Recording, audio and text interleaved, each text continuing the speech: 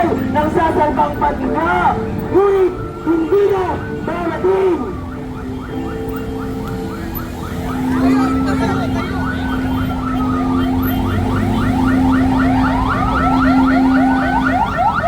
Mga kababayan, upang formal na simulan ng ating programa ay ating tinatawagan ang Teatro UPS upang magtanghal ng kanilang pyesa patungkol sa tatlong salot ng lipunan. Ang tao, ang bayan, ngayon ay lumalaban. Artista ng bayan. Kagulugan, nariyan na ang kaliwat ka ng pambabagma sa mga kabundukan ng Mindoro.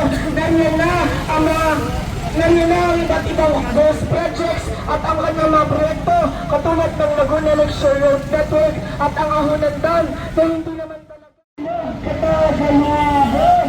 Kasama at sa lahat po na nakakasaksi ng pagkilos ng mga manamayan ng Timog Katagalugan habang nangyayari po ang State of the Nation Address ni Marcos Jr. habang hinanako niya ang lahat ng huwag na pagtagumpayan daw ng kanyang administrasyon ay narito po ang pinakamalawak na hanay ng mamamayan ng Timog Katagalugan upang masinungalingan ang tanda at pangarap na si Marcos Jr.